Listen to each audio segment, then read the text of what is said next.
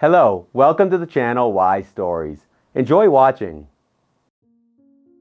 Oh, Paulino, what will I do without you now? The director lamented. You are irreplaceable to me. Come on, Liliana, there are no such people, the man chuckled. Besides, it often happens that a new employee is better than the previous one. Maybe, but there are exceptions to the rule, the woman said with frustration in her voice. Of course, I understand everything. They offered you more money, and there is room for career growth. I've been planning to open another department for years now, but there's always something, either no time, no money, or no reliable supplier. For many years, Liliana Vasquez had been heading her small sausage production plant. Business was going well. The enterprise brought in a stable income that gradually grew each year. However, the director couldn't make a significant leap all these years. And the woman herself didn't know if she needed to expand her business on a larger scale. Liliana preferred to stop at this point. As they say, she had enough for a good life, and work consumed all her time. After graduating from the Food Research Institute, the young Liliana returned to her hometown and found her way. At first, she worked at a meat processing plant, then began to think about trying something on her own. The girl's parents were shocked. They were ordinary people, and they had no money. Liliana borrowed money from all her relatives and friends, took out a loan, and launched her first production line. The girl immediately decided to produce quality raw materials. Although such products were more expensive than ordinary ones, Liliana always stood her ground. And she succeeded. Her products quickly started to have a high demand. And then, as they say, it took off. Over time, she assembled a good team. The guys worked well, and the young businesswoman did not mistreat her people. Many wanted to join her, but the owner immediately set strict requirements. Workers were not only not allowed to drink, but even to smoke. At first, many were unhappy, but Liliana stuck to her principles. So, after a year, she had a team of like-minded people. Those who wanted freebies or parties at work were filtered out, and the girl had her own cohesive team. They had been working like this for 5 years, but to her regret, Paulino Herrero, who held the position of her chief manager, left the job. He was planning to go to the capital. There, he was offered very good money and the prospect of eventually taking the place of the deputy. Liliana understood everything, but Paulino was a reliable person. It was very difficult to replace him. Okay, Paulino, at least call me sometimes. She hugged her former employee goodbye. I will miss you a lot. Liliana, I promise, the man smiled. Besides, we'll have things to discuss. I'll tell you how things work in the capital. Liliana returned home without enthusiasm. Finding a good replacement for Paulino so quickly was extremely difficult. There were few such specialists in the city, and those who were needed a lot of time to train. The woman poured herself a strong cup of coffee and sat on the couch. She was trying to figure out what to do next. Working without the chief manager for a long time was impossible for Liliana. She already had a lot on her plate. Liliana was 37. She had been living in her own house for a long time. Not that she was extravagant, but she had a few people working for her. They took care of her house. The woman simply didn't have the time to deal with household matters. But by the time she came home, there was no one around. Usually, she took a stroll in the garden. Her gardener had arranged a small fruit garden and planted large flower beds with perennials. Then the woman entered the house, where dinner was already made for her in the kitchen. Teodora, the housekeeper, had been working for her for many years, and she cooked excellently.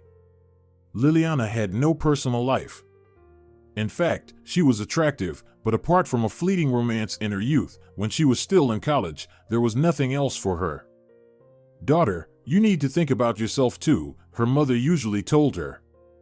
Your factory is going to generate income, but youth passes so quickly that you won't even notice.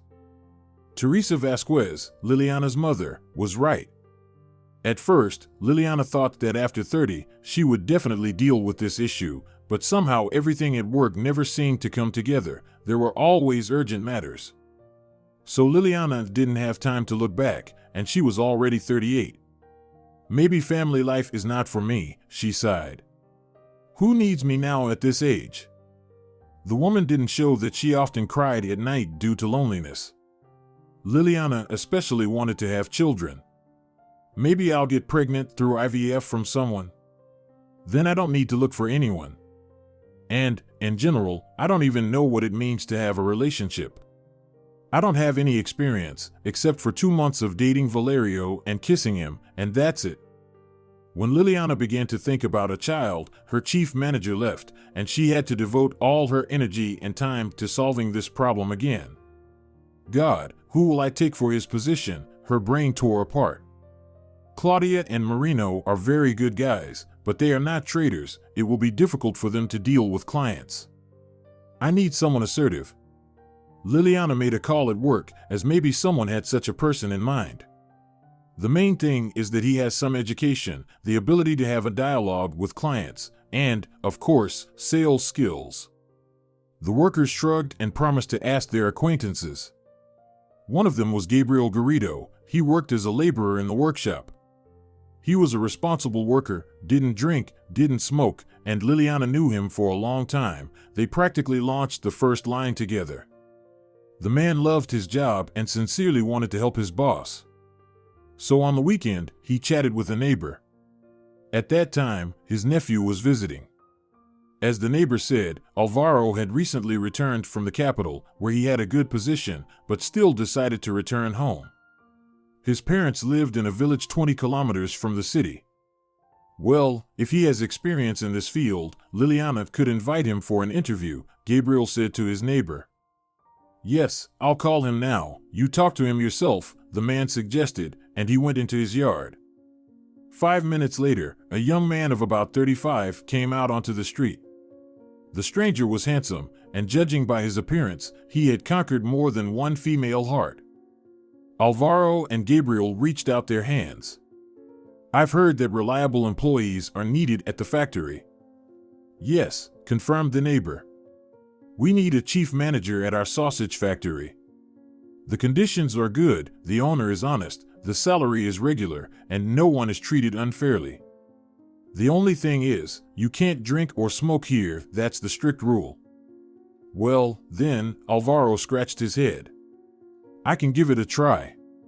When can I come to you? Liliana is at the factory every day from early in the morning, the neighbor replied. Come on Monday at 9 o'clock. Even though the factory works on weekends, she doesn't always come. All right, the man smiled. See you on Monday at 9 o'clock.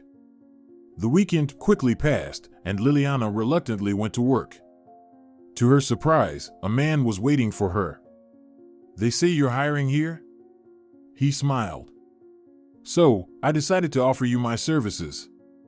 The woman looked at him attentively. She liked his audacity. Without it, unfortunately, nothing would work out. Well, not exactly hiring, she replied. Let's first have a look at you.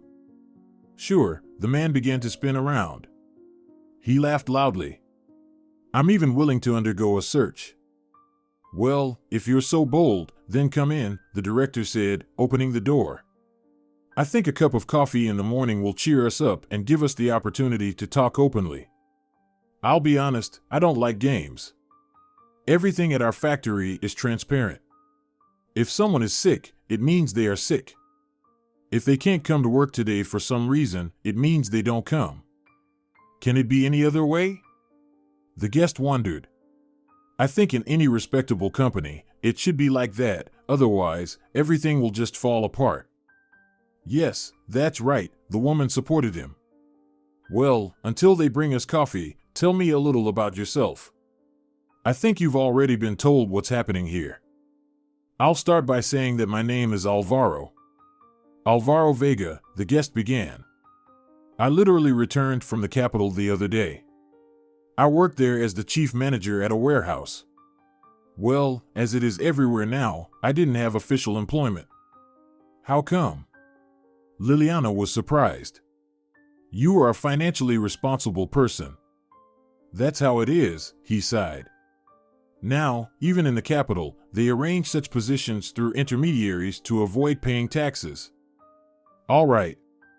What kind of goods did the warehouse deal with? Liliana asked with interest. Were there industrial or food products? Personally, at my warehouse, we had canned goods, groceries, and sausage products, he replied. We only dealt with food. What didn't suit you in the capital? The woman persisted. Now, on the contrary, everyone is going there, and the salary is higher than here. To be honest, I didn't want to leave, but my father got sick, Alvaro replied. I couldn't leave him. My mother can't handle it alone. I want them to move to the city, where there are doctors and medical facilities. In our village, there isn't even a paramedic. I see, sighed the director. What education do you have? Do you have a diploma? Of course, Alvaro smiled. I graduated from college as an accountant. Here are my documents, he said, placing his diploma on her desk. Liliana carefully read the diploma, then went through the work history. So, you only have the position of an assistant accountant where you were officially employed, she concluded. For a chief manager, that's a bit insufficient, of course. Well, I worked in the capital for 4 years. If you want, I can give you the phone number of someone you can talk to. The guest tried not to miss such an opportunity. Moreover, I learned very quickly, you won't have to explain things to me 100 times. It was evident that the man used all his charm to attract the attention of the factory director. He complimented her and made jokes, but it seemed that everything was unsuccessful. Liliana looked unyielding. All right, I'll think about it, she finally said. If no one else responds within 2 weeks, I'll call you for another interview. Okay. I'll be looking forward to it, Alvaro said with a gentle voice. I'm sure you won't regret choosing me. Throughout the day, Liliana thought about today's guest. On the one hand, he had the qualities needed for a manager to promote their products and lead the team, a bit of audacity, a willingness to work, a silver tongue, all of which were essential. But there was something inside the woman that was against him, and she couldn't understand the reason for it. What if I don't find anyone else? She pondered. I can't handle this alone for more than a month. I will still need a person, and within a month I can train Alvaro, and he will be able to visit clients himself. Almost 2 weeks had passed. No one had applied for the position of chief manager. There were a few more people, a young man, practically without experience, an older woman, and a man, a former lawyer. These are not suitable at all, Liliana sighed. I guess I'll invite Alvaro again, but there's something about him I don't like. I just don't know what. Should I check him in the database or something? If he didn't officially work in the capital, I wouldn't find him. I can check his criminal record, and then maybe I'll meet with him again. After 2 days, Alvaro's phone rang, and he was invited for another interview. All right, Liliana finally said. Let's give it a try. I think a month will be enough for us to figure everything out. You can start working tomorrow. I'll be waiting for you at 9. Liliana, thank you, the man rejoiced. You'll see, you won't regret hiring me. As Alvaro had said, he turned out to be a quick-witted guy. He grasped everything on the fly. His boss also liked his sense of humor. Maybe we'll make it work, she thought. The guy is not stupid. Okay, let's start, and time will tell. For the first 2 months, Alvaro came to work earlier and stayed there later than everyone else. Now he was sitting and dealing with some papers. Are you already here? The director exclaimed, looking at the clock. It's not even 9:30 yet. I wanted to review some old invoices, the man in the store Bird and Cafe Sweet Pie responded wearily. I have a meeting, so I need to be well prepared for it. I see, Liliana smiled. If you have any questions, don't hesitate, you can always ask me, just come straight to my office. She opened the door and entered her office, placed her bag, and started her computer. They had a significant order. A company wanted to contract for sausage and sausage products for state schools. Liliana couldn't involve the new chief manager yet because he didn't know anything about it, so she had to go there herself to coordinate all the conditions. But on the day of signing the contract, she still needed to take Alvaro with her. Alvaro, we will go to sign the contract next week, the boss said. I will inform you of the exact day later, so don't plan anything for that day. All right, Liliana, I understand, the chief manager smiled. Just let me know what I need to prepare for the meeting, he said. 5 days later, the director and the chief manager were driving on the highway. It was the end of August, and the heat had already subsided, so the trip was comfortable. You should come here in the spring, Alvaro said, looking out the window. How beautifully the meadows bloom here. I haven't seen a more beautiful place. You know, many of my acquaintances deliberately come here with their families, or couples come here for a romantic getaway. Yes, that's probably the only thing the neighboring town is famous for, its spring meadows and horseback rides, Liliana chimed in. And do you not come here with your family? Alvaro asked with interest. Or do your children prefer amusement parks? No, we don't come here, she replied shortly and added, for one simple reason, I currently have neither the family nor the children. You know, I'm also in favor of not starting a family before the age of 35, the man said seriously. I feel like I'm not ready to have children. I'm just starting to feel that I'm ready for serious relationships now. So, you also don't have a family? The director exclaimed. Looking at you, I would have never thought so, she laughed. Usually, men like you are very popular with women. Is appearance really that important? Alvaro replied. It's important to find your woman. Let a million beautiful women run after you, they mean nothing. I want to meet my one and only, and I cherish myself for her. I thought that such men no longer exist, Liliana smiled. I thought that chivalry died a long time ago. And now I see that some specimens are still left. It's very heartening. Nowadays, everything is so quickly resolved that without love, feelings have taken a back seat. Well, how can one live like that? Could you marry someone you don't love? Alvaro looked at the woman. I, for example, wouldn't do it for anything. How can such a thing even happen? I don't know, the woman laughed. After all, many people have been living like that for decades. Well, let them live like that, but I won't, the man replied coldly, falling silent. Liliana looked at him attentively. Despite all his merits, Alvaro remained incomprehensible to her. She had known him for more than 2 months, but he still remained a mystery to her.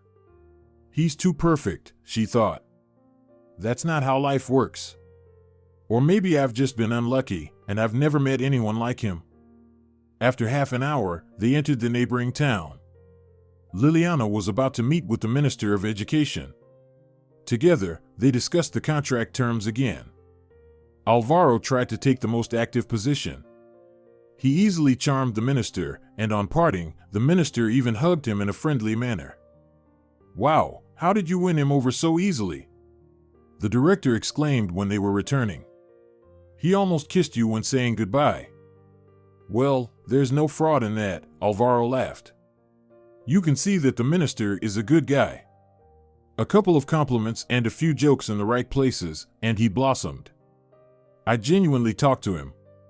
I really liked him. And when a person is pleasant, you can do anything for them. Liliana returned home satisfied. This contract was not only for a substantial amount for her mini factory, but also implied long-term cooperation. Alvaro, thank you very much for your work, the director shook Alvaro's hand. I'm very glad to have you on my team, she smiled. Oh, come on, it's my job, he laughed. I hope you'll trust me more now, he winked at his boss. The new chief manager did indeed work well. Everything went smoothly for him, he spoke easily with people, and everyone was amazed by his charm. Perhaps I don't understand people as well as I thought, Liliana thought to herself, looking at Alvaro. He works very well. I'll have to think about a bonus. The new year is coming soon, I'll give a gift to all my guys. Liliana, let's organize a New Year's party for everyone, the chief manager suggested in mid-December. The guys have worked so well this year, and they should get a reward for it. I don't welcome drinking parties at my factory, the director said sternly. What does that have to do with it? Alvaro was surprised. We'll order food and juice and organize some contests and dances. You know how great it will be. It doesn't take much money to do this. I don't even know, she replied more calmly. I usually give people the 13th salary for the new year, and they celebrate at home on their own. Of course, it's up to you, the man replied, but after such a party, people will love you even more. Well, all right, you convinced me, she smiled. Then let's think about how to organize all this. Let me take care of this, he said to his boss. I have a little experience with this. I can assure you that everything will go well. The party was scheduled for the evening of December 27th. For the employees, it was the first time they would have such a party, so they were eagerly anticipating the celebration. They say there will be hosts, contests, and dances, the factory workers whispered to each other. On the day of the celebration, it was decided that everyone would finish work by 5:30. By the start of the celebration, everyone should have changed into festive attire and been seated at the table. Dear friends, the director raised a glass of juice. I want to thank you for your work and for staying with us for many years. May the new year bring you not only health and prosperity but also happiness for your families. On behalf of our factory, let me give you the gifts. There's a bonus in the envelope and a festive set, including champagne, for your New Year's table. The holiday went very cheerfully, with the hosts constantly pulling someone from behind the table to participate in a contest. Some lost, some won, but everyone found it very amusing. Now we have a dance contest, the host announced into the microphone. Come on, don't be shy. Liliana, may I invite you? Alvaro extended his hand to his boss.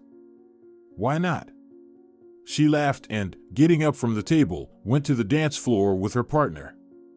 When the music stopped, people should have frozen in any awkward pose the dancers found themselves in. The first one to move, regardless of the pose, would be eliminated from the contest with their partner. Out of 8 pairs, only 2 remained. Alvaro was doing his best to support his partner. Liliana, you're just shifting your body weight onto me, he whispered. Then you definitely won't be able to move. The music stopped, the dancer from the competing pair froze on one leg, and Liliana immediately leaned on her partner. 1, 2, 3, everyone counted in unison, and on the 5th count, the woman couldn't hold her pose any longer and lowered her leg. Hooray, we won, Alvaro looked into the director's eyes. See, everything worked out for us. Liliana was embarrassed and blushed. She quickly sat back in her place and tried not to talk much with her manager for the rest of the evening. Thank you so much for such a celebration, she said, hearing Alvaro's voice as she headed to her office. Are you leaving already? Sorry, but I need to go home, she nervously rummaged through her bag with her hands. Thank you, you organized everything wonderfully. Liliana, don't worry, I'll take care of everything, Alvaro approached the woman. You danced brilliantly, he almost whispered. She startled, thanked her manager again, said goodbye, and rushed out of the office.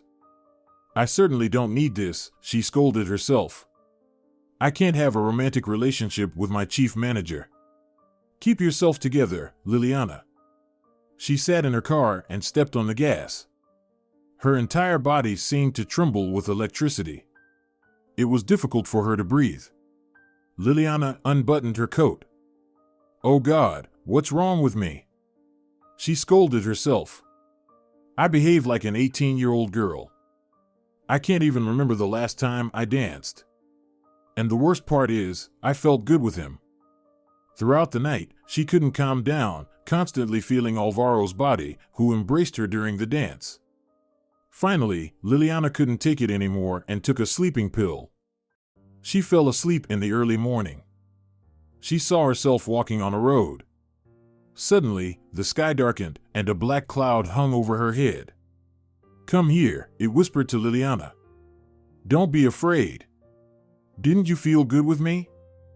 The woman raised her head and looked at the sky. The black cloud turned into Alvaro's face. He reached out to embrace her, his fingers already touching her, and she felt her body turning cold and freezing. Alvaro's hands wrapped around her entire body, and she screamed. Liliana woke up to her own screaming. She quickly got out of bed, taking a while to come to her senses. It was dark outside. Liliana went to the kitchen, glancing at the clock. It was 6:30. My God, what kind of dream was that? She trembled. I need to stay away from this person, she warned herself, but there's something pulling me towards him. That day, Liliana tried to avoid her manager. He was out visiting 2 clients, so the woman relaxed a bit. By lunchtime, she was engrossed in her paperwork, forgetting everything. Liliana, she heard someone's voice. Hello. How are you? She startled. Alvaro was standing in front of her, smiling broadly. It was clear that he was in a good mood. Beto Gil wants to increase deliveries by 100 kilograms, he joyfully announced. I've been talking to him about it for a long time, so I finally managed to persuade him. You did well, the boss dryly replied. Thank you very much for your work, you get along well with people. Do you feel unwell today? Alvaro asked the woman with concern. You look very pale. No, everything's fine. I just had a headache last night, she replied quietly. I haven't danced in 100 years, the director smiled. So, we need to dance more often, Alvaro laughed. Let me invite you to a restaurant. I know a good place, and the highlight is that everyone dances there. Alvaro, I'm so sorry, but it probably doesn't suit me well, Liliana politely declined. All right, then let's go to the park, he suggested. Now there are holiday performances everywhere. Okay. Maybe later, she calmly replied. Thank you for the invitation. If you have any more questions for me, could we discuss them now? I have a lot of work today. No, the man replied shortly. I'll come by later. Honestly, I have a lot of work too, Alvaro smiled. Liliana was trying to avoid her main manager. He wasn't exactly pursuing her, but something strange was happening to her. When she didn't see him, she had a persistent feeling that she missed him. For a few days, Liliana fought against it, but then she gave in and agreed to go for a walk with Alvaro in the park. What's happening to me? She tried to understand herself, holding her head. I simultaneously feel that this person is dear to me, but at the same time, there's some danger emanating from him. Maybe this whole dream is nonsense. Clearly, he likes me, she reasoned. What if he's the man I've been waiting for all my life? I'll miss such an opportunity, and I won't have another chance. Alvaro was chatting happily with his boss after the performance. The woman was trying to suppress her fear and enjoy the walk. Liliana, I insist that you allow me to invite you to a cafe, the man laughed. Please, don't refuse me. You know, Alvaro, she looked at him, it's very hard to resist your charm. You say it so sincerely that I just can't refuse you. They headed towards a cafe, but unfortunately, there weren't any free tables. Then Alvaro insisted they go to his favorite restaurant. It's very cozy here, you'll see, he helped Liliana take off her coat. There's no fuss here, and the atmosphere is very friendly. They cook so well that everything is finger-licking good. They sat at a table, and beautiful, relaxing music was playing. After a few minutes, their order arrived. Alvaro opened the wine and poured it into glasses. Well, here's to fruitful cooperation, he raised his toast. To many useful fruits. Liliana, I'm very happy that we met. I've never met such a confident and successful leader or such an amazingly insightful woman. Thank you, Alvaro, for your toast, she said, raising her glass. I'm also very glad we got acquainted.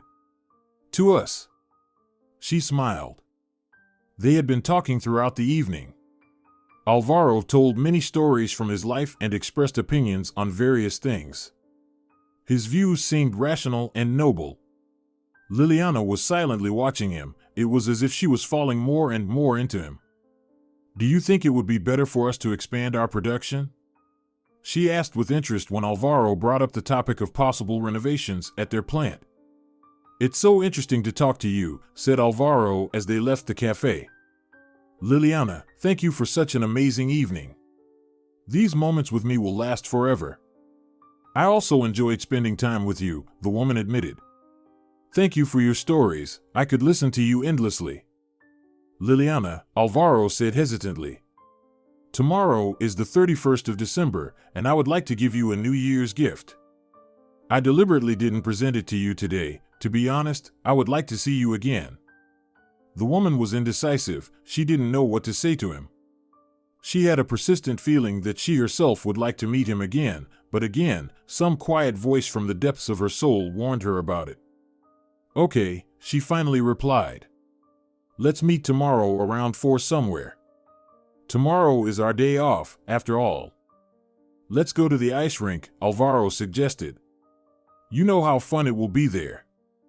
But I don't know how to skate, she objected. My legs will spread in different directions. I'll fall. Don't worry, I'll catch you, Alvaro laughed. You'll get so much pleasure, I can't even describe it to you.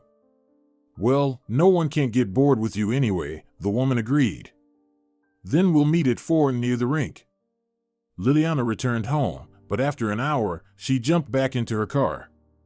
What should I give him, she thought, leaving one store and entering another. It has to be something traditional, so it doesn't seem too personal, or he'll think I'm too clingy.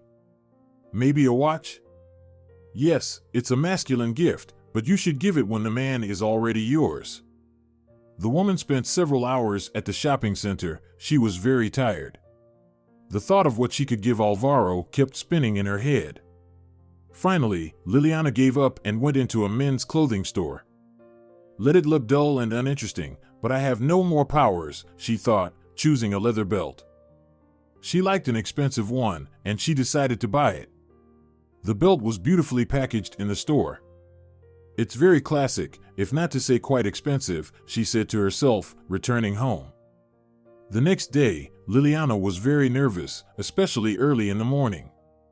Alvaro attracted her, and she realized that she couldn't resist it. Honestly, being with him, she felt good. She faced a difficult task. She needed to dress attractively but in clothes suitable for skating. Dresses and fur coats, of course, were not suitable for this. I look pretty good in them. The woman flaunted in jeans in front of the mirror. I think I even look younger this way. If it weren't for the official style at work, which I came up with myself, I wouldn't get out of these jeans. Liliana wore a simple but stylish sweater, tied a cashmere scarf, and neatly tucked her hair under the cap. She really looked wonderful. Well, are you ready for an adventure? She laughed. The main thing is that they don't all happen at once, where I already feel like things are moving towards a romantic relationship. And the worst thing is that I can't prevent it. Alvaro Vega was also dressed in jeans and a sports jacket with a striped scarf around his neck. Oh my God, we're like 18 years old, Liliana laughed. I would never have thought that I would do such a feat. The most interesting part is still ahead. The manager grabbed her hand and instantly pulled her along.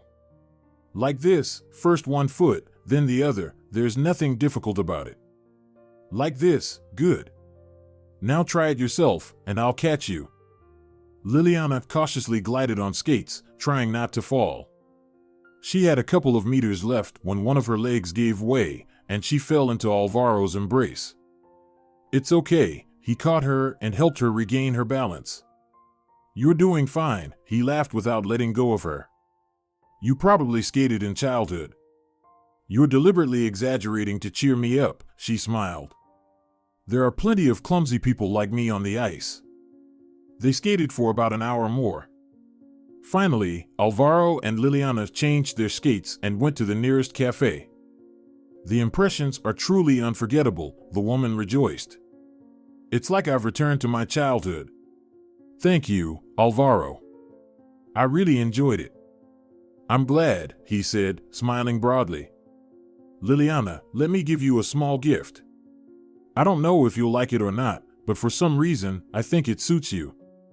The man handed Liliana a small box. She opened it and was shocked by the gift, so much so that she couldn't speak at first. Alvaro, this is beautiful, she took out a pendant on a gold chain. What an amazing stone. It's rose quartz, he smiled. It changes colors depending on the lighting. I'm very pleased that you liked it. I chose it for a very long time. Yes, you really managed to pick a very beautiful gift, she said, looking at him. Thank you so much, I'm thrilled. I'm sorry, but my gift won't be original. I don't have such a gut feeling as you do. Liliana handed the manager a rectangular box. He took it and opened it. Wow, he exclaimed. And you say it's just a simple gift? This is top quality leather. What a belt! Alvaro rejoiced. Liliana, you've pleased me. I really love excellent accessories. This belt is just stunning. The couple spent some more time in the cafe.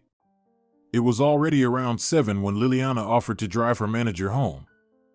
Well, everything should be the other way around, but unfortunately, I don't have my own car yet, he sighed when the car stopped near his house. Liliana, thank you for everything, for the skates and for such an expensive gift. The man looked at her intently. Liliana saw that he was leaning towards her. She instinctively felt that Alvaro wanted to kiss her and quickly stepped aside. Her heart was pounding furiously. Alvaro didn't insist, wished her a happy new year, and got out of the car. Oh my God, what's going on? Liliana started her car in shock. I fell in love with him. The woman returned home, her body was trembling. She fell on the bed and burst into loud sobs. Conflicting feelings still tore her apart. Liliana had been spending New Year's alone for the past several years. On the 1st of January, she usually went to her parents. The woman set the table, poured herself some wine, and was about to congratulate herself on the new year when her phone rang. It was Alvaro. Oh God, what do I do? She asked herself. If I answer the phone now, I won't be able to hold myself back. The phone stopped ringing. Liliana drank her wine and poured herself another glass, then took her phone and dialed Alvaro's number. Liliana, can we at least have a virtual toast? He asked naively, childishly. I'm sitting at home alone with my cat. He categorically refuses to drink. Liliana laughed heartily into the phone. In her head, an image of a cat waving its paw that wouldn't drink wine flashed. Well, okay, let's do it, she said through laughter. Since your cat is against it, then the two of us will drink. Maybe we should combine our efforts? If your cat lets you go, maybe we could meet at my place. With pleasure, Alvaro was delighted. No, the cat won't mind, he's already had his holiday feast. I set up such a New Year's table for him that street cats can only dream of. Oh my God, what am I doing? Flashed through the woman's mind. But the wine quickly silenced that voice, and Liliana rushed to her wardrobe to change before the guest arrived. She put on a revealing dress, and the pendant Alvaro gave her adorned her neck. She spent about 20 minutes on makeup and hairstyling. That's better, she smiled. Now, before his arrival, she needed to quickly set the table. Liliana glanced at the clock. It was midnight. Alvaro said he would call a taxi, so she was anxious. There will be traffic jams everywhere today, she worried. I hope he won't be late because, as they say, a good year's beginning makes a good ending. I don't want to spend the entire next year waiting. But Alvaro wasn't late. He arrived, you could say, just in time. Liliana grabbed his hand, and they quickly ran into the dining room. Alvaro, faster! She shouted. We have exactly 5 minutes left. Come on, open the champagne. The chime struck exactly 12, and Liliana and Alvaro clinked glasses, toasting to the new year. Happy New Year, Liliana, he said, looking into her eyes. You look so beautiful. He pulled her towards him and began kissing her passionately. Liliana couldn't resist him. Good morning, my love, she heard the next morning when she woke up. Liliana, you are my dream, Alvaro showered her with compliments. We were destined to meet. Alvaro, she kissed the man. I never thought I would find you. I'm so happy with you, my love. God, who would have thought that your cat would bring us together? She burst into laughter. Yeah, we should buy him something for that, Alvaro laughed. He already has his chest covered in medals and orders. I spoil him for good behavior. He loves all these trinkets. Now we need to give him a hero's title. Alvaro stayed with Liliana until the end of the day.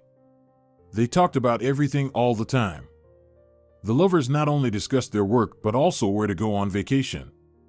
Since the 5th, everyone had to return to work, so they had a few days to spend together. Liliana, let's go somewhere for a short trip, he suggested. What do you think about going to the neighboring city? It will be beautiful there, too. Just for a day, to take a walk. What a romantic you are, she laughed and kissed Alvaro. God, I've been waiting for you for so long. I hope you won't run away from me. Don't even think about it, he said, hugging her. I've settled in your heart for a long time, I would even say forever. That is, until death do us part, she laughed. I really hope it won't happen soon. No way, he protested, we're just starting to live. So, up there, they'll have to wait. Liliana felt like everything she could dream of had come true. Liliana Vasquez had been married to Alvaro Vega for almost 2 years. It had been just a couple of months since their romance began when Alvaro proposed to her. She agreed immediately. Now Alvaro was her boss and practically handled all the issues. Liliana, I'm going to the neighboring city, he told his wife. We need to renew the contract with them. I want to discuss new terms. We can't supply products to them at the old prices anymore. I think maybe we should leave the old terms for now, Liliana looked at him. It's a major, reliable client, and terminating the contract with them is not advantageous. And if they stick to their principles, they might just reject the new conditions. That's why I want to talk to them myself, he said, looking sternly at Liliana. I'll take care of everything, trust me. And Liliana agreed to everything. Lately, she has been overwhelmed with helplessness and tired of everything. Thoughts of giving up her business and handing it over to her husband crossed her mind more often. Alvaro always succeeded in everything, so she didn't doubt him. In reality, Alvaro surrounded Liliana with so much care that she was tired of all this thoughtfulness and composure. She increasingly wished to stay at home and greet him from work. It had been a while, but the feeling of anxiety still hadn't left her. She always felt like something bad was going to happen. Alvaro, she said to her husband one day, I might gradually step back from work. I'm tired of all this, especially since you handle everything better than I do. Do you want to quit your job? He became wary. Then who will lead the company? Well, not completely quit, she replied. I'll just check and sign documents, and you will visit all our clients and make contracts. I want to hire 2 more managers. Well, if you want to take a break from everything, he kissed his wife, I could lead our business, he suggested. I'm not ready for such a radical step yet, she laughed. I probably won't be able to quit my job completely. It might happen when I'm around 60. I would like to transfer part of my workload to you and delegate your responsibilities to the managers. Well, it can be done, he replied discontentedly. Although Liliana initially wanted to go through with this plan, something stopped her at the last moment. Oh God, how can you live with someone and not trust them? She scolded herself. Alvaro has done so much for me already. When will I be able to eradicate this from myself? After that conversation, Alvaro somehow changed. Not that he completely stopped paying attention to Liliana, but he cooled down a bit. Alvaro, something happened to you? She asked him one day. You've been avoiding me lately. Liliana, come on, it's nothing, he hugged his wife. There's just so much work right now. It's unclear when we'll find new managers. Okay, then I'll go to the office every day again, she suggested, so you won't suffer because of my depression. Liliana, everything is fine, he kissed his wife. It's really enough that you work 2 days a week. You know, if I urgently need to sign something, I'll find you. So don't worry. The business with the contract in the neighboring city dragged on. Alvaro started going there too often. Liliana talked to him about it. Liliana, we're almost there, and they will agree to all our conditions, her husband replied. We just need to wait a bit. By the way, could you sign these documents later? It's a contract on new terms, let me keep it just in case. He placed the documents on the table and pulled Liliana towards him, passionately kissing her and not letting her escape from his embrace. Liliana, I'll need to leave for about an hour to check on the smokehouse, he said suddenly. One of the cabinets had been breaking all day yesterday. The man's phone rang. He quickly got up and went to the corridor, then Alvaro rushed in and began to dress quickly.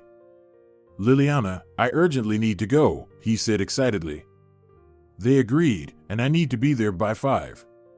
Damn, it's already the beginning of the first. Liliana, please sign the contract, or I won't make it to them today. He strictly told me to come to him today. The woman quickly got up from the bed, took the documents, and began searching for a pen. Liliana, it's a standard contract, her husband rushed her. Come on, or I won't make it. She wanted to start reading the documents but gave up and signed 2 copies of the contract. Alvaro, here you go, she kissed her husband. Good luck. I hope everything works out for you. And remember, I love you. The man rushed out of the house at full speed. He got into the car and checked if everything was signed. Liliana did everything as he said. Liliana, you chose this yourself, he whispered, driving his car out of the yard. You could have just transferred the company to me, otherwise, none of this would have happened, so I'm not to blame for this. Alvaro was driving as fast as he could to get there. The minister and the investigator were already waiting for him. It took him almost 2 months to gradually involve the minister in this matter. Well, what? The investigator asked when Alvaro entered the police station. Did you manage to find the contract? Yes, the man replied joyfully. Here it is, as expected, in 2 copies. Bacho took the documents and began to read them. He kept stopping and muttering something to himself. I could have accused her of genocide too, he cursed. Is this how you can treat people? It's a good thing none of the kids got hurt. God, this is nothing but the extermination of a people. What if she was already supplying us with such sausages? Bacho, I think Liliana was planning to do this for the first time, Alvaro reassured him. I was aware of all her affairs over the past 2 years. Now I understand why she didn't want to transfer the company to me. You know, when she proposed all this to me, I immediately refused, but, you see, Liliana still signed a contract for this rotten meat. There's also a document saying that it will be used for sausage and hot dog production. She mentioned this for the first time about a year ago when she transferred the company to me. Liliana asked me to leave her as the director. Naturally, unsuspectingly, I agreed. But when I refused to buy all this spoiled mince, she started blackmailing me. Liliana threatened to file a police report against me, claiming that I somehow forced her to transfer everything to me. So, I needed to find this contract first to have direct evidence against her. So, it turns out she signed a contract to sell low-quality meat for dog and cat food, and she started producing sausages for children from these waste products, the investigators summed up. She should be in jail, the minister said. Only this will work out, no leniency for her. I'll use all my connections, but only to make sure she goes behind bars. After the conversation, Alvaro Vega and Bacho Bravo signed their statements for the investigator. The satisfied man returned home. He had deliberately prepared the minister so that he wouldn't stop at anything, and it worked. Alejandro, Alvaro dialed someone's number on the way. Well, I think we can meet next week and discuss all the details. Yes, I'm selling the company, so I'll need to evaluate your offer, how well it aligns with the price I'll set for it. Alvaro came home very late that day. Liliana had not waited for him, she was already asleep. The next day, she woke up early, didn't wake her husband, went to the kitchen, and made herself coffee. What's wrong with me? She wondered. It's as if I can't breathe. I have such strong anxiety inside that I need to take a valerian pill. After the medication, it got a little easier. She wanted to get dressed and go to work when a police car approached their house. Liliana looked at it in horror. At first, she tried to convince herself that they simply had the wrong house. Liliana Vasquez? A police officer asked her. We have a warrant for your arrest. What's going on? She said in shock. On what grounds do you want to arrest me? You are accused of deliberately using substandard and possibly hazardous raw materials for the production of sausages for schools, he calmly replied. Take all the necessary documents and belongings and come with us, please. What substandard raw materials? She couldn't understand. Everything is official, according to contracts. We'll sort it out at the police station, said the man in uniform. In fear, Liliana rushed into the house and woke up Alvaro. Her hands were shaking, and she couldn't explain anything at first. Alvaro, the police are there. She tried to tell him. They want to arrest me. The man quickly jumped up and started getting dressed. He waited for his wife to gather her things and walked out with her. Liliana, don't worry, I'll handle all of this, he said, embracing her. I'll be back to you soon. The woman spent more than a day at the station. She had already been interrogated, and she still couldn't understand what the case was. All the words spoken to her seemed untrue. You can check out all our contracts. I don't even know what kind of company this is, she denied everything.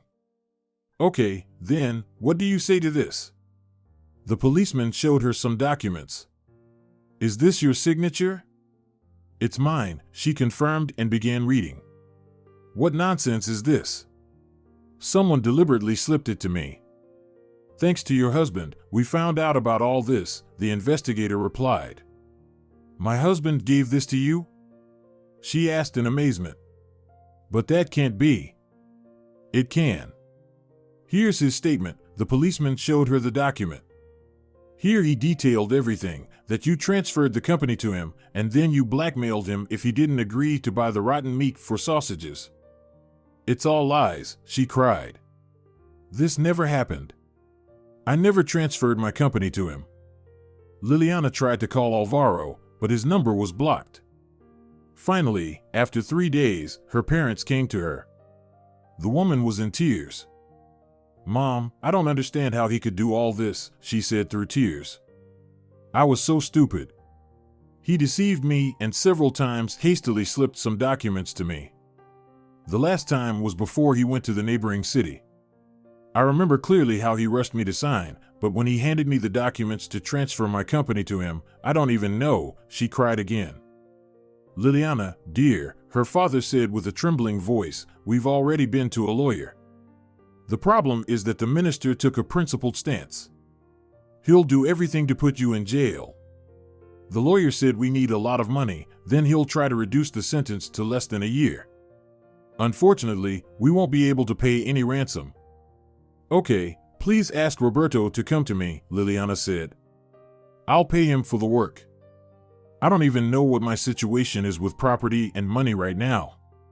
Nothing much, her mother cried. Liliana, you only have your house and car left. He even withdrew all the money from your accounts. Oh God, how did I get involved with him? The woman lamented. Even back then, I had a dream, and I felt that there was something wrong with this person. Liliana's lawyer did everything he could, but Bacho remained inflexible. He involved as many people as he could in this matter. A month later, the trial took place. At the trial, Liliana saw her husband for the first time since the police took her. After being released on bail, he never showed up at home. Alvaro Vega, remember that you must speak only the truth. So, how did you find out that Liliana Vasquez was planning to contract with the company Golden Deer, which supplied waste for the production of animal feed? The judge asked. Probably about 3 months before that, my wife offered it to me herself, the man began. Of course, I refused. You see, 6 months ago, Liliana, being my wife, personally signed documents transferring her company to me. Lately, my wife hasn't been feeling very well. She has had constant depression. I didn't want this, but she insisted, citing that she didn't have as much strength as before. So when I refused to cooperate with Golden Deer, she began threatening me, saying she would report me to the police. Regarding what? The judge asked. Did you commit physical violence against her? No, the respondent objected. She said she would claim that I forced her to transfer the company to me. But, despite her blackmail, I didn't agree to this contract. I went to the neighboring city and warned our client about it. He demanded proof from me, and I found the contract at my wife's and brought it to him. Why did your wife remain the director of the company and still have signing authority? The judicial officer asked. Well, in essence, I never considered this company as my own, the man replied. I didn't care, I never claimed anything there. I wanted my wife to be happy. Her work sometimes brought her great pleasure. Besides, she had much more experience in this field than I did. Liliana couldn't believe her ears.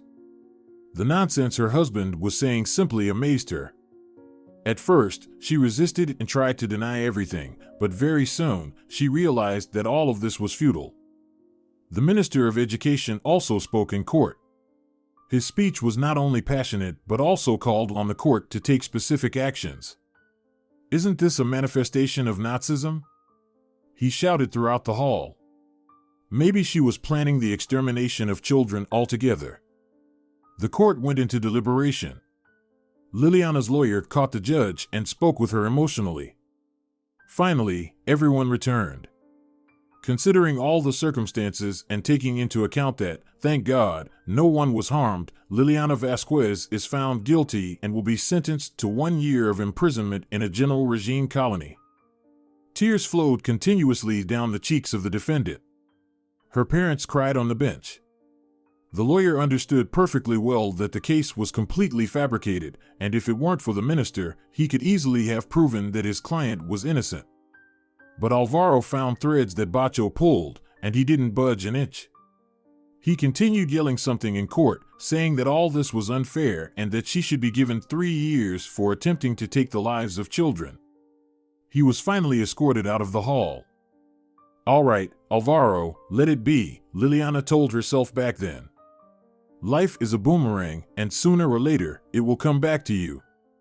It's good that you're out of my life, even if it's this way. After the trial, Liliana suffered greatly, not only from the betrayal of her beloved, but also from the fact that her innocence couldn't be proven. She was shocked by the circumstance that any person with some connection to the government could easily control the fate of others, no matter who it was. They could easily put you in jail at their whim. Liliana desperately tried to understand what had really happened to her. She felt that the key to unraveling this was who Alvaro really was. One thing was clear, she knew nothing about this man. Liliana didn't know that Alvaro had never worked at the warehouse in the capital. He never dealt with such matters before her factory. He decided to finish college as an accountant for one simple reason: he thought he could manipulate things behind his boss's back and remain unnoticed. To give him credit, he was smart, and studying came easily to him. After graduating from college, he got a part-time job as an apprentice accountant. He worked for almost a year at a small firm when disappointment struck him. It turned out to be very difficult to handle money behind the boss's back. Simple manipulations wouldn't work here, and to do something serious, he needed to be the chief accountant so that no one would watch him. How many years do I need to work to get the position of chief accountant? Alvaro pondered at his first job. Probably 5 to 10 years, no less. Well, why should I sit in one place for so long? He thought at that time. I better come up with something else. And he did. When he was 27, he went to the capital. At first, he wanted to get into some small company as an accountant, pump some money for himself in 2 or 3 years, and then disappear from there. So he joined a small firm that organized holidays. Here, Alvaro worked, so to speak, on 2 shifts. The guy was both an accountant and an actor. Here, he also met Marta. At first, a passionate romance united them, followed by the desire to do something together. The first time they managed to steal not so much money, it was only about 100,000, but for scammers, it was a real victory. It turned out that after the holiday, the money for the work was never found. Alvaro and Marta cunningly planned everything. During the search, no one suspected them, so the director sighed with annoyance in her voice but leaned towards the fact that she herself lost that money. Time passed, and the couple decided to go into more serious business. By that time, Alvaro's father had already fallen ill, and he was going to quit his job. Before his departure, all the money disappeared from their working accounts. There was about $1 million there. And again, the scammers were not found. Alvaro returned with the money while waiting at his uncle's. He was planning to buy some property for him and Marta to invest the stolen money in, but fate decided otherwise. Alvaro, as they say, got lucky, and he was hired as the chief manager. He agreed with Marta to come to him after some time. They pooled all the money they had and bought an apartment there. According to their plan, Alvaro was supposed to marry Liliana Vasquez and then officially take over her factory. Their company was not supposed to last more than 3 years, but after 1.5 years of marriage, Marta became pregnant, and they started thinking about how to quickly pull off their plan. Alvaro came up with the idea of using tranquilizers. He started adding them to his wife's coffee in the morning and evening. After about a week, Liliana began to feel weak. She felt scattered and lacking energy. She wanted to sleep, but sometimes she couldn't even get out of bed. "Liliana, I think you have depression," her husband told her one day. So many years of intense work couldn't have passed without a trace. Alvaro and Marta hoped that Liliana, in such a state, would transfer the factory to him, but it didn't happen. So, Alvaro decided to take radical action. One day, he arranged a romantic evening for his wife and then, under the guise of urgency, presented her with documents. Liliana unquestioningly signed them without even looking at the content. Alvaro arranged everything so that his wife was in a state of intoxication. She had drunk a lot of wine that evening, so she didn't remember anything about that incident.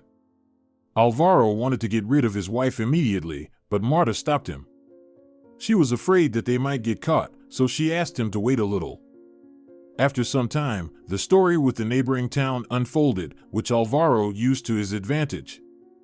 He prepared documents to conclude a contract with Golden Deer, as the minister wasn't a fool. He needed direct evidence. Alvaro's words didn't convince him much.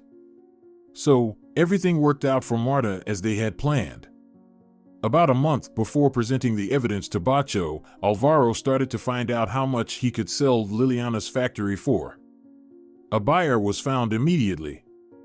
Alejandro Santos, an entrepreneur from the capital, showed serious interest in buying the sausage factory.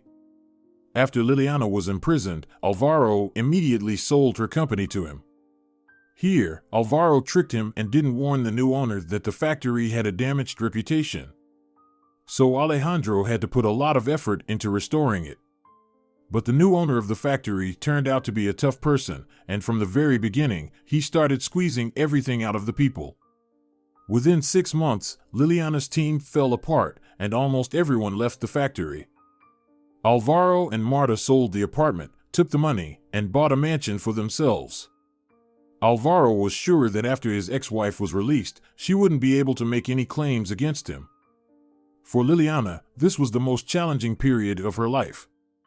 It seemed to her that this year had turned into a decade. In the first few months, she went insane.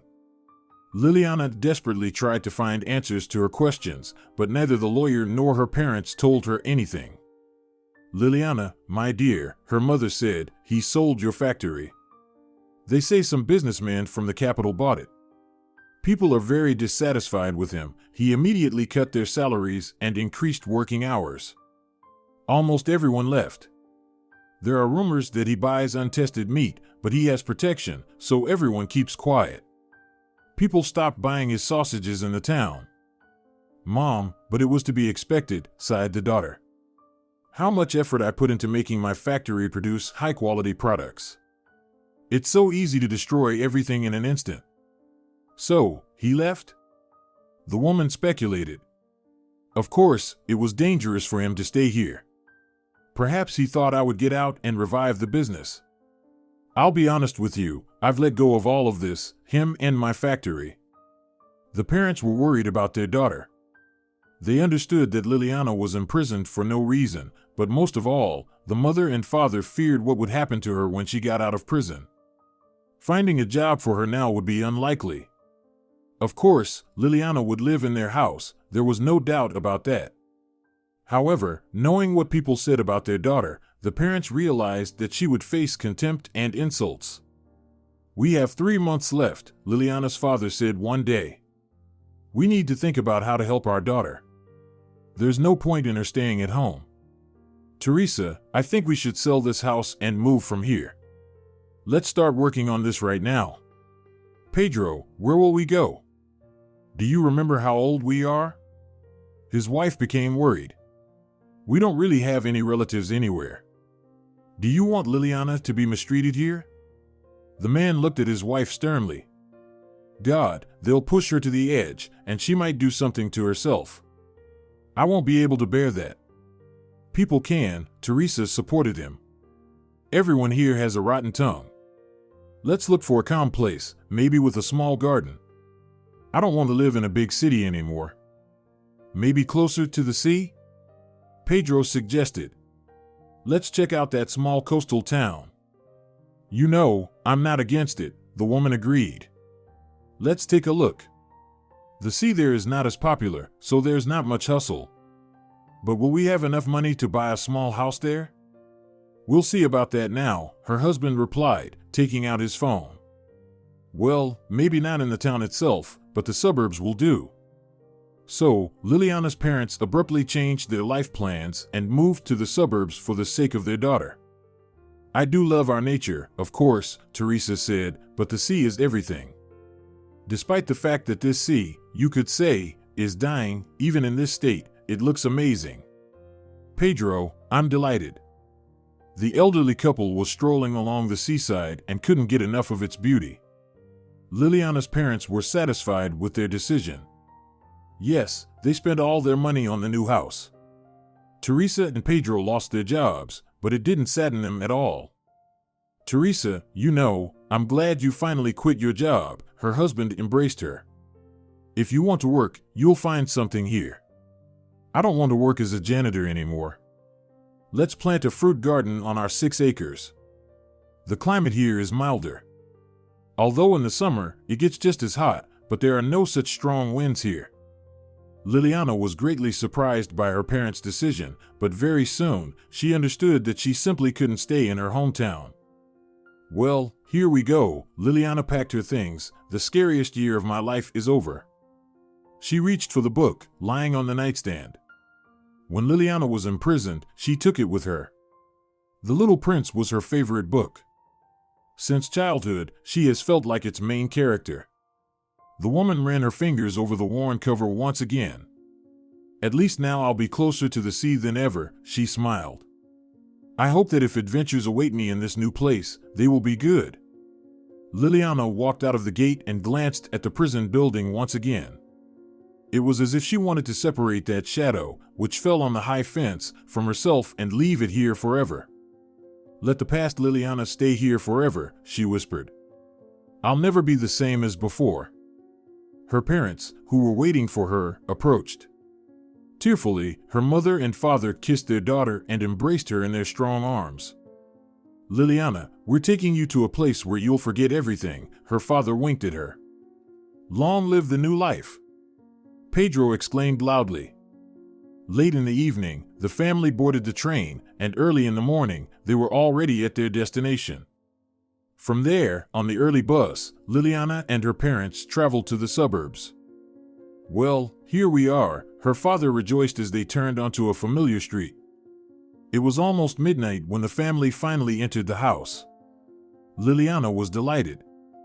Of course, the house was small compared to theirs, but the atmosphere seemed very welcoming to her. Liliana walked through the house, then went out into the yard and the garden, where her father had already planted fruit trees in one section. This year, some of them might even bear fruit. Pedro embraced his daughter. "Liliana, you'll see, everything will be fine here for you." The woman hugged him and burst into tears. He gently stroked her head, tears streaming down his cheeks too. "It'll be okay," he comforted her. "Give it a little time, and you'll move on, and your happiness will find you." In the first few months, Liliana constantly disappeared by the sea.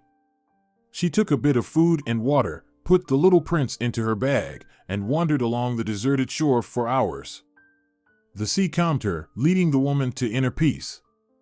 "This is how I want it," she told herself, "to have complete silence inside me behind all these external problems."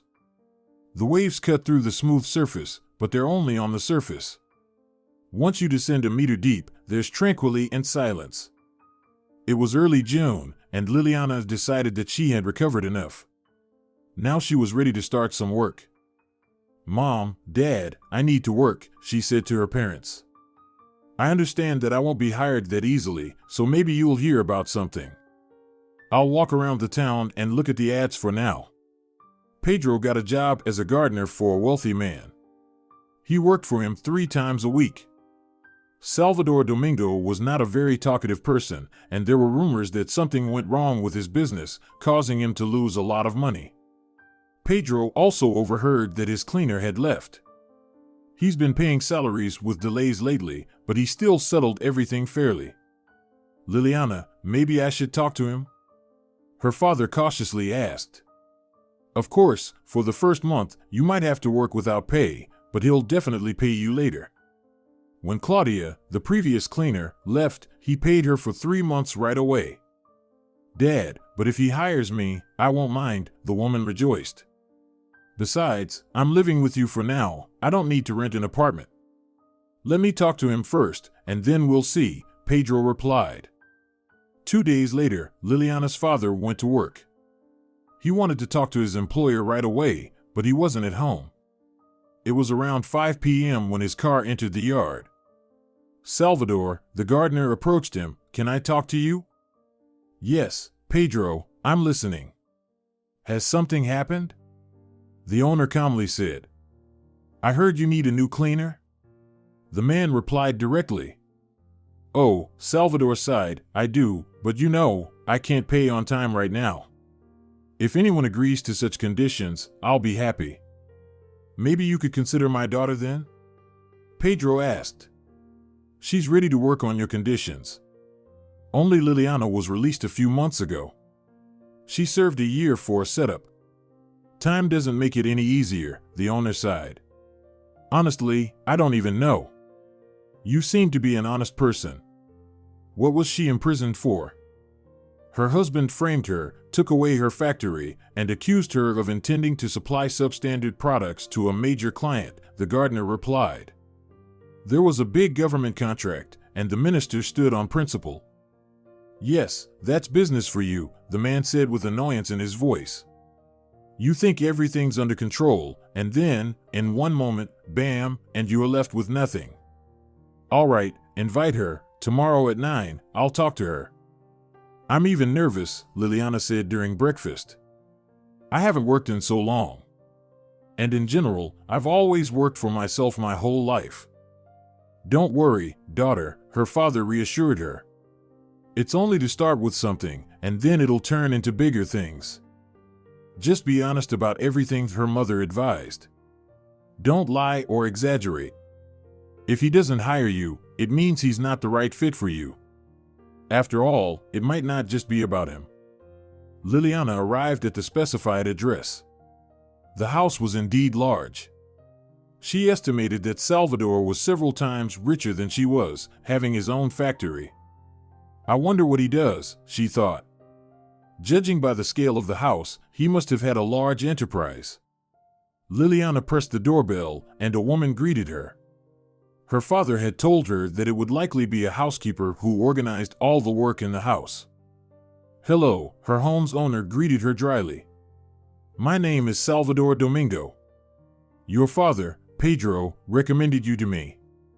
He warned me about everything, so I asked that you tell me everything yourself." "Hello, Salvador. I'm Liliana," she replied professionally. "I have significant work experience, but only in one field. After college, I worked at a meat processing plant and later opened my mini factory producing sausage products. I led it for over 15 years. I've always worked. I had no time for romantic encounters and family life. So, when I was 38, I had the misfortune to fall in love with the wrong person. Over time, he robbed me and set me up. The client stood on principle and used all his connections. I spent a year in prison for allegedly intentionally producing sausage products from substandard, hazardous raw materials and planning to supply them to schools. Yes, the man sighed, no one obeys laws in our country. It's very difficult to run an honest business in such conditions. Okay, I don't mind hiring you. But I'm not in the best financial shape right now, so I won't be able to pay you steadily. I need someone for 3 days a week. Would you like to work on the same days as your father? Salvador, thank you so much. Liliana happily shook his hand. Then I'll start tomorrow with my father. Liliana, her parents hugged her. We're so happy for you.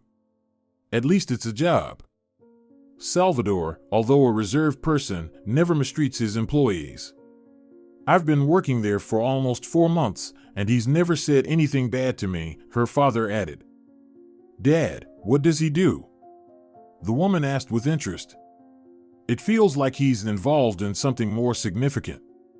As I heard, he has a hotel chain, Pedro replied, both here on the sea and in other seaside cities, but he's originally from here. His father started this business, but lately he's been pressed hard, probably by competitors. They want to take part of his hotels from him. In short, rumors are circulating that they offered to buy his hotels and resorts for next to nothing. He refused, so they framed him with some bogus charges. To settle it, Salvador sold part of his hotels, so now he only has 5 left. He spent a considerable amount of money on all this. I understand, Liliana smiled. He's just as much a victim of circumstances as I am. Then we'll probably get along well. It was challenging for her at first. She had already gotten used to the heavy physical work, but her father supported her in everything, so she didn't lose heart. The owner turned out to be a reserved person, and Liliana liked that too. He didn't bother her with unnecessary questions. She tried to work well to avoid any problems. Liliana has been working for Salvador for 2 months now. He rarely stayed at home, but the moments when the woman saw him, the owner looked darker than a cloud. Rumor had it that his business was in bad shape. It was a warm day in August when a taxi stopped near the gate and a beautiful girl appeared on the doorstep. She looked down on everyone, didn't even say hello, ordered someone to prepare a bath for her, and set the table. Who is that? Liliana asked her father with curiosity. His sister or wife? Yes, I've only seen her once myself, Pedro replied. As the cook told me, she's his fiancée, but they've been living together unofficially for about 5 years. She lives in the capital or somewhere abroad. In general, she was a real gold digger who hooked a rich man for herself. Last time she was here, she bossed everyone around for a few days and then left. Again, as they say here, Carolina probably came to ask the owner for money. Not intentionally, but on that day, Liliana overheard their conversation. She was cleaning in the adjacent room when Salvador unexpectedly entered the house. Carolina, I've explained the situation to you, the man said. Put yourself in my shoes. But I have no money at all, the girl screamed. What kind of man are you if you can't provide for me? Carolina, don't scatter words, the owner coldly stated. You've lived the way you wanted for 5 years, and all on my account, so don't get cheeky. I'm having significant problems with my business right now. Fine, Carolina calmly replied. When you solve your problems, then we'll talk. She demonstratively grabbed her suitcase and headed for the exit. The man shouted something after her, but then turned around and went into his room. She could have at least asked how she could help you, he shouted loudly and threw something on the floor. How tired I am of all this. Well, go to hell. Liliana was in shock. Alvaro at least played love with her, but here it was blatant exploitation. Women like her are real parasites, Liliana thought. They make up some supernatural value for themselves and then convince others to pay for it. This girl is a true empty-headed person. Honestly, I don't understand men like Salvador. It's clear that you're just being used. Although maybe, like me back then, he dreams of a family and children, so he's willing to pay for his dream, and it never comes true. Dad, Liliana asked her father that evening, is Salvador married? Just judging by the fact that he fell for such an airhead like Carolina, he seems to have very little experience in relationships. Honestly, I don't even know, her father replied. The cook, Augusta, has been working for him for over 10 years, so she says that as long as she remembers him, he's always been busy working. About 5 years ago, Carolina came here for the first time. She lived in his house for about a year, and then she left for the capital. They were planning a wedding at that time, but she canceled it for some reason. Carolina didn't like something back then, so she freaked out and left Salvador. But after a year, she showed up here again. Maybe the owner was chasing after her all this time, who knows? Despite his reserved nature, Liliana had a clear sense that Salvador was a kind person. There was a light emanating from him that he tried to cover up in every possible way. Liliana, he approached her one day. Could you come with me? I need to talk to you. Liliana was very embarrassed, but quickly put down her mop and followed the owner into his office. I know I shouldn't involve you in all this, but I need an outsider's perspective, he began. Lately, I've been, so to speak, punished for disobedience, and they've cut off my oxygen. All that's left of my business is the hotels by the sea, but because of fake charges, my reputation is so tarnished that I can't promote them at all. Competitors, let's call them that, have spread information everywhere that I have bad conditions and that I don't fulfill my obligations to my clients. In short, this season can be considered a failure. What would you do in my place? I understand that you had a business going in an entirely different direction, but still, with your experience, you might have some useful advice. Here, we need to move in two directions, the plan unfolded in Liliana's mind. Firstly, we need to attract sponsors. As far as I understand, you won't be able to handle all of this on your own. What could that be? Let's think. Right now, we can focus on companies that organize various off-site seminars, workshops, conferences, and retreats. They can invest in you, and you can offer them a hotel on very favorable terms, maybe even work for free for some time. Then, we can involve volunteer organizations that work with sick children and adults, also organizing something very beneficial for them. These could be any companies that, for their prestige, will give you temporary patronage and get good advertising for themselves. Don't worry about your reputation. It's like fashion, today it sits badly, and tomorrow everyone is wearing it. This will start the first wave of positive reviews. Secondly, ask people who come to the seaside now to leave reviews. Yes, of course, enemies will send their hyenas, but you won't expose negative reviews for public viewing right now. They are absolutely subjective. Concentrate on the rest for ordinary people, and here, again, there are pluses and minuses, but you could endure it for a few months. Launch promotions. Let VIP rooms be priced at the price of standard rooms for 2 months. People will come, and with them, movement too. The main thing is to launch all this, and then you will need to direct it in the right direction. The scariest thing in any business is to stop. It's better to take 2 steps back and then add 8 forward than to stand in one place. Salvador looked at her attentively. Liliana exuded internal strength. He understood that a woman who reasoned like that would never embark on such an adventure with subpar raw materials. Thank you very much, her owner thanked her. I understand you. Lately, fear has paralyzed me. You're right, I stopped because of all this shock, so I fell into a pit. We need to move, even if it's just 1 step. I'll try to find sponsors now. Maybe someone will agree. The idea with children will be good. It always looks like a surefire option. From that day on, Liliana began to constantly think about how to help her owner. Occasionally, he consulted with her and discussed his affairs. The woman seemed to have found her place again. Her brain was working intensively, and Liliana was happy about it. "I see you've become friends with the owner," her father once said. "You know, Salvador is a good man." "Dad, we're just colleagues," his daughter blushed. "He discusses with me how to get his business out of the crisis. After all, I've been through this several times with my factory." "Ah, Alvaro, come in," the elderly man shook hands with the guest. "How glad I am to see you. So, how are you doing?" "David, very glad to see you," Alvaro smiled broadly. "So, tell me, what happened to you? How can I help you?" "Alvaro, I have a very serious matter to discuss with you," the homeowner looked at him. "I want to get rid of a certain nuisance, and this bug turned out to be quite resilient."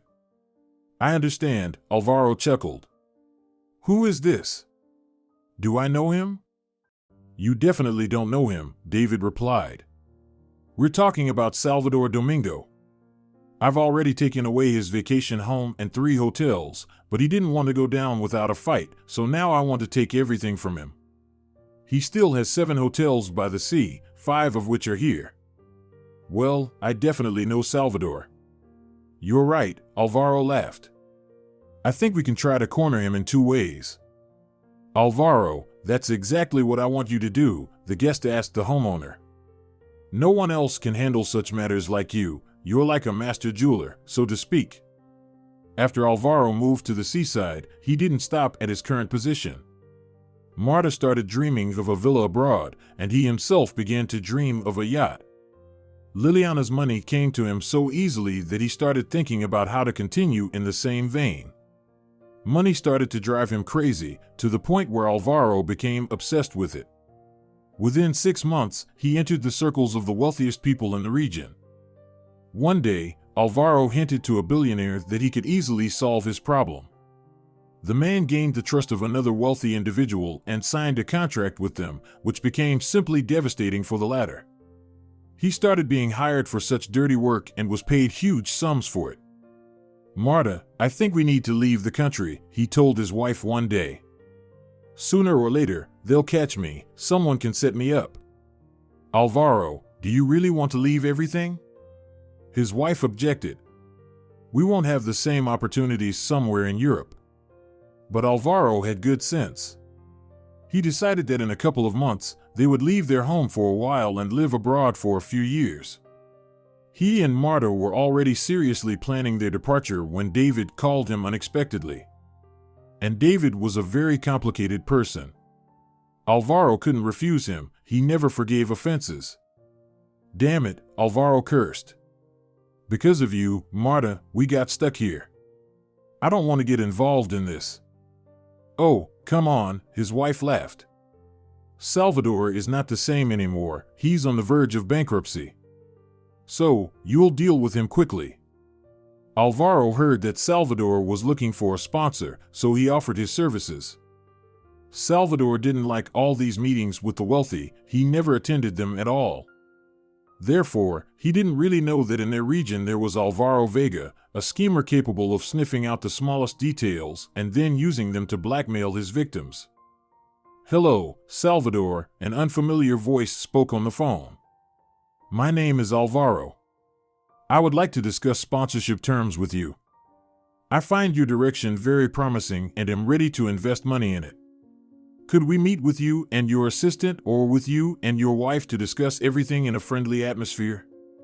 Salvador was pacing back and forth in his office. The man was very nervous. He temporarily dismissed the entire office. His main manager was currently away, and it was entirely pointless to ask him to come for a meeting with Carolina. What if, he thought, and rushed out of his office. Salvador burst into the living room, where Liliana was vacuuming the carpet. "Liliana, I need you very much," he said excitedly. "This is about a very important matter. A sponsor called me. I ask you to accompany me to the meeting." "Me?" she exclaimed. "I don't really understand your business," she objected. "I'm begging you, right now, I have no one else but you," he insisted, and Liliana eventually agreed. We'll meet with Alvaro Vega on Thursday, he joyfully announced. Alvaro Vega? She asked, and then paled. Liliana wanted to say something else, but decided to remain silent. Maybe I can find out something about him to use against him later, she thought. She completely changed her hairstyle, dyed her hair, and put on glasses. I don't look like the old Liliana at all, she thought as she looked at herself in the mirror. I don't think he should recognize me. Liliana, her mother exclaimed in shock when she saw her daughter leaving the house. Is that you?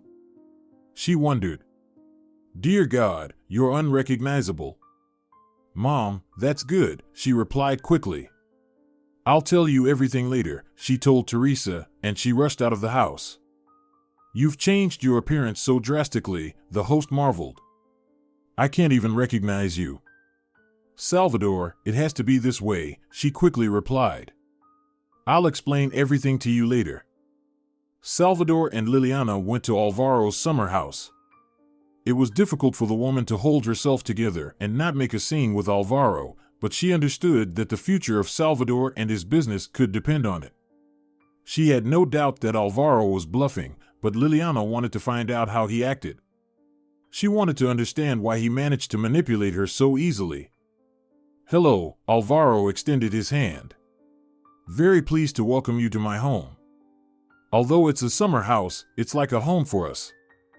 Alvaro looked closely at Liliana. She had previously asked to be called Eleonora during the visit. Alvaro felt like he had seen her somewhere. Have we met before? He asked her. You seem familiar to me. Unlikely, she replied dryly. I recently returned from abroad. I lived there for several years. Salvador looked at her in amazement but said nothing. They had been discussing the terms that both parties wanted to disclose for about 2 hours. Well, I think everything is settled, Alvaro chuckled. So, here's our contract. You can read it if you need to and sign. We would like to take it with us for a more detailed review, unexpectedly said Liliana. May I take it with me? Why hesitate? Replied Alvaro charmingly.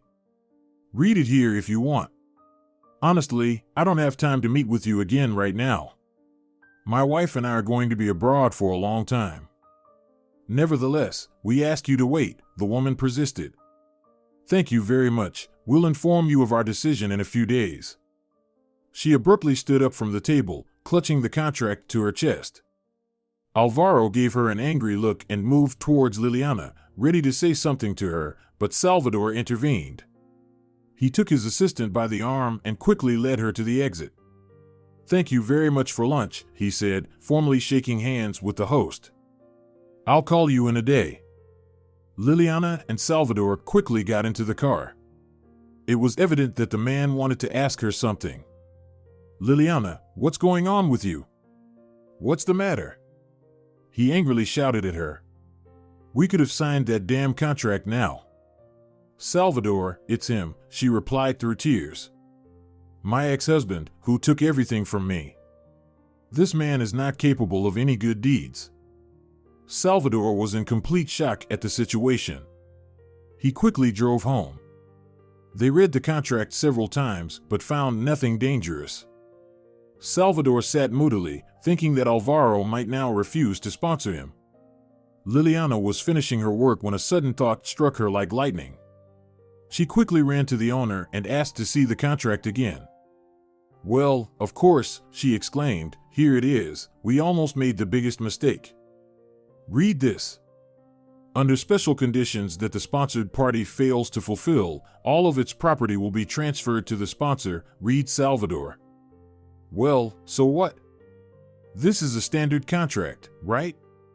If we fail to meet our obligations to them, they will take everything from us.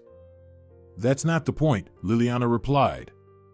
They were supposed to provide a list of these special circumstances, but it's not there, which means they have this list of special circumstances. For example, if you delay a payment for a day, they can take everything from you. Do you understand? They can claim anything based on what they consider a special circumstance.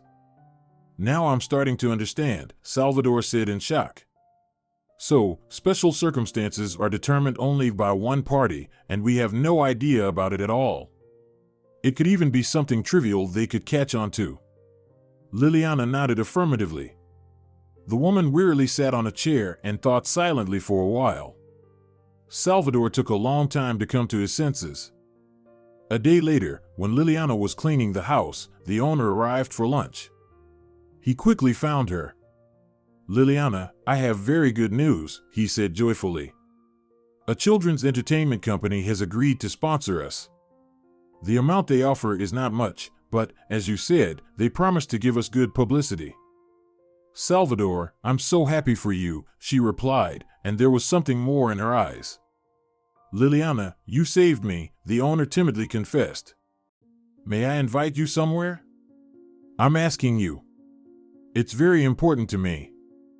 "Well, okay," she agreed and added, "can we celebrate this event at your place? Honestly, I don't really want to go to a cafe." "If you agree, I'm all for it," the man rejoiced. "Then, today at 8, I'll call a taxi for you. I'll let Pedro know not to worry about you." "Liliana," the father said to his daughter after work, "I'll honestly tell you, I like Salvador.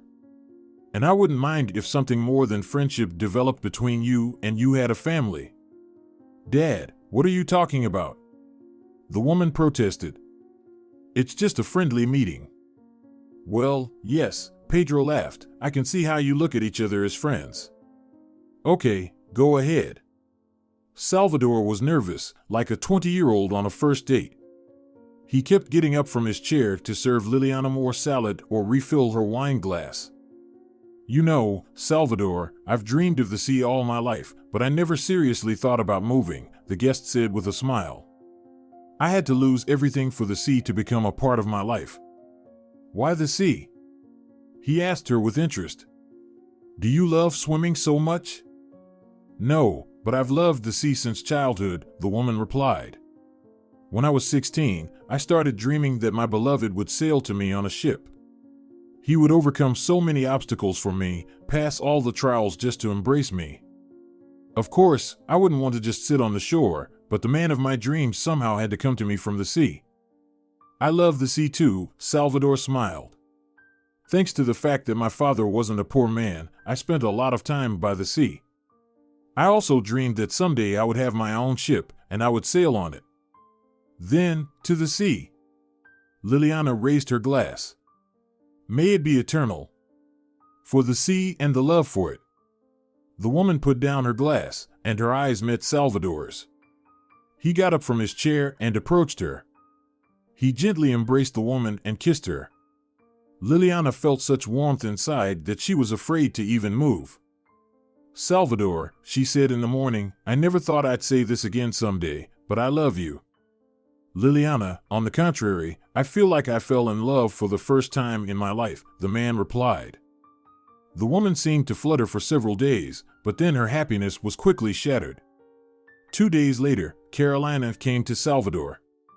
Liliana, as if coming to her senses, felt ashamed. "Dad, I'm such a fool," she scolded herself. "I completely forgot that he has a fiancée, you could even say a wife. What have I done? I didn't even notice how I fell in love with him."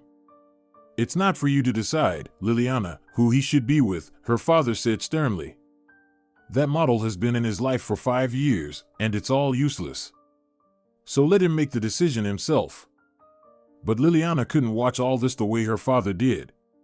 To make matters worse, Carolina didn't leave, she created constant problems. A month passed, and Salvador still couldn't have a normal conversation with Liliana.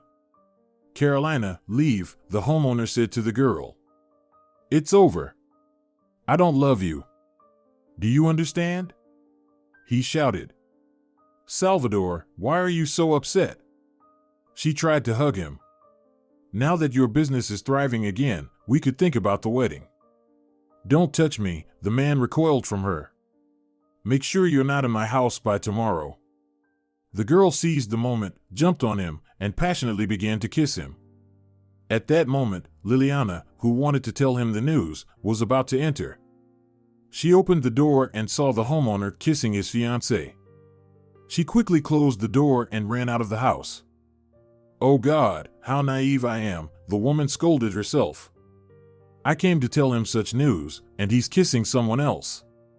Well, Salvador, I won't block your way." Finally, the next day, Carolina left. The girl realized that there was nothing left for her here, so she decided to focus on her second fiancé. How did she leave? Salvador paled. "But why didn't Liliana tell me anything? Pedro, where is she?" He begged the father to tell him about Liliana. "Salvador, forgive me, but I can't tell you about it," he said, lowering his head. "I promised my daughter." In the first few months, Salvador walked around darker than a cloud. Despite his business thriving more and more, he missed Liliana deeply. There was some invisible force that bound them together. The man felt it distinctly. Pedro continued to work for him, but he no longer bothered him. Perhaps Liliana herself would want to meet with me someday, and then she would convey it through her father. "I have nothing else to do but wait," Salvador decided. Meanwhile, Liliana collected all the money she had and went to a village. Neither her mother nor her father knew where their daughter had gone. They often talked on the phone and transferred money to her card. This saved Liliana then because it was difficult for her to work. Late pregnancy had caused severe toxemia. The woman just lay for the first 4 months. But the fresh air in the village quickly revived her, and the second half of the pregnancy went easier. Liliana even thought about returning home, but was afraid that if she found out about Carolina and Salvador's wedding, she simply wouldn't be able to endure it. "Liliana," her father called her one day, "there are rumors that it's over for Alvaro. He displeased some guy, and that guy spilled everything to the police. After Alvaro failed for David, he got really mad. For 2 weeks, he didn't know what to do, but eventually, his anger got the better of him, and he reported him to the police. David reported that behind his back, Alvaro tried to slip a contract that could harm Salvador. 2 more people, whom Alvaro had cheated on for clients, joined the case. They apprehended him at the airport when he was about to leave the country with his family, thinking he could fly away forever. Despite being alone, Liliana, with her pregnancy, managed well. She rented a decent house for 9 months. Her parents sent her enough money during this time. It was mid-May when Liliana gave birth to a daughter. "My beloved girl," the woman rejoiced, "you are the most beautiful to me." After the birth of the child, Liliana realized that there was no more reason to hide. However Salvador's fate turned out, by this time, she could accept everything, especially since Liliana had immense gratitude towards him for giving her a child. "Liliana," her mother exclaimed in shock when her daughter entered the house. "Liliana, you had a baby? Why didn't you tell us anything?" "Mom, I love Salvador so much that I was afraid if I found out he was married, I wouldn't be able to handle it, and I would have a miscarriage due to stress," she said through tears. "Liliana, there was no wedding with him at all," her mother kissed her. "If you had let us tell you about this, you would have been happy together a long time ago. Salvador loves only you," he told Pedro. "I will wait for her." "Mom, I was so afraid of losing him," tears streamed down Liliana's cheeks. "Alvaro poisoned my life so much that I started treating all men with distrust." Teresa played with her granddaughter when her husband returned home. The man was stunned by the surprise. "Dad, what's wrong with you?" Liliana picked up. "Daddy, are you okay?" "My love, forgive me. Give me a sedative," he barely pronounced, "or I might get a heart attack." Liliana quickly brought her father to his senses, and he couldn't be happier about his granddaughter. "So, what did you name our little girl?" Grandpa admired the baby. "Probably some unusual name?" "Paulina," the daughter replied. "That's what Salvador's mother was called. He loved her very much." "Dad, Mom, tomorrow I want to take a walk with my daughter to the coast. It's already warm outside." Pedro didn't have to go to work the next day, but he had been away from home since early in the morning. "Mom, where did Dad go?" Liliana asked in surprise. "I thought maybe he would take a walk with us." "Liliana, he went to the market," her mother smiled. Today, go for a walk yourself, and in a few days, we'll come with you. Pedro deliberately took a taxi to catch Salvador at home. The car had already approached his yard when the owner of the house started driving out of the gate. Pedro, good morning, Salvador said, surprised. Aren't you off today? Salvador, let's go inside for a couple of minutes. The gardener took him by the arm. Son, there's something I need to tell you. Did Liliana come back? He asked eagerly. Pedro, did your daughter come home?